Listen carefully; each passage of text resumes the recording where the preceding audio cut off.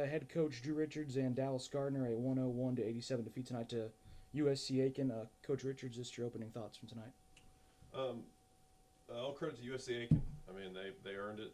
They beat us in most every facet of the game, and they're a really good team. They lost a lot of pieces last year, but they did a great job recruiting, and they really bought into how they play, and they've done a good job. So Coach Slice and their assistant TJ, who played for me at Lander, I mean, they're a good team. They played really well, and they kicked their butts. Seemed like defensively just kind of out of sync tonight. And that's kind of been the story. I mean, we just choose times when we want to defend, and we're not good enough to do that. And I don't know what it is. I mean, we practice on it every day, and we hold these guys accountable, and then we get out there and just little things. And when a team scores over 100 points and shoots 57% from the floor, I mean, that on your home floor, you'd hope there'd be some realization that that's not possible. And we shot 57% in the second half. I mean, we did enough offensively to win the game, but we're just not guarding. And and until that we start doing that, I think the result's going to continue to be the same. And on top of them shooting 57%, as you said, timeliness of stops. It seemed like every time you get within 6 or 8, they'd go on a little run and hit 2 or 3 more shots. Yep. Yeah, we're not tough enough right now to string stops together.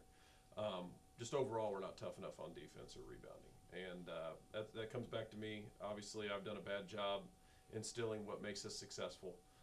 We don't have a lot of time to do it. I mean, we got Lander on Sunday, who's preseason #1 in the Peach Belt, and we've got, when we put the schedule together, we put a bear of a schedule because I thought we had a team that could compete at an elite level, and obviously we're falling very short of that. So, until we kind of make the choice to defend consistently and rebound and do us and be what has brought us success in the past, it's going to be the definition of insanity. It's going to be the same result over and over again. And also turnovers.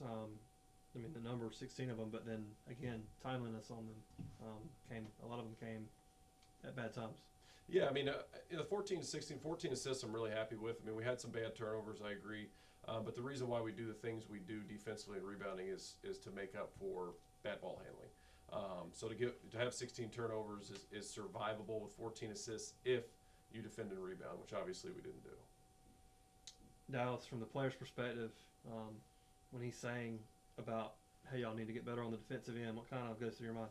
Yeah, a lot of what he said is definitely true. Like, just come down to having heart, getting stops. And there was definitely times on the stretch, me, some of our returners, but we weren't doing what we were supposed to do to get those stops. And that's unacceptable right now, especially with the team that we have. We have a lot of potential, and we can really play defense at a high level, I believe, and we just haven't shown that yet. And that's a growth we have to take to really have a successful season. Good night for you offensively, 20 points, and most of which came at the free throw line on a night your shots weren't really falling. So having that ability to draw fouls and score that way, how pivotal is that?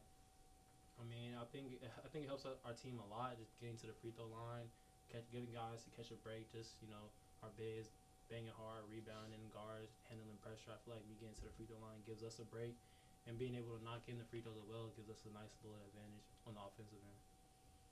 Yeah, Coach, Dallas, a big part of this, but 37 free throw attempts. You guys did get to the line quite a bit tonight.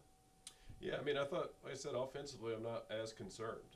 Your offense typically gets better throughout the years. Guys get a little more used to each other and a little more succinct. We shot a lot of threes tonight, but they left us open a lot of times on our driving kicks. We shot 39% from three. When if you shoot 73 from the free throw line, 39 from three, 44 from the field, usually in the past, like we've defended, that's a win. The teams that we played are great. We have every excuse in the book for ourselves right now, injuries and elite schedule or whatever. But in order for us to be good, whether we're playing Aiken or whether we're playing a conference opponent, we've got to defend.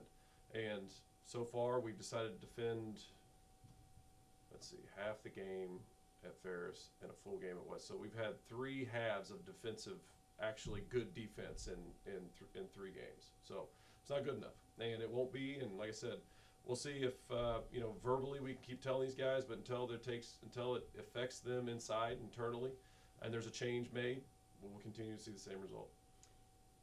What do these next couple hours look like before you guys go to Lander?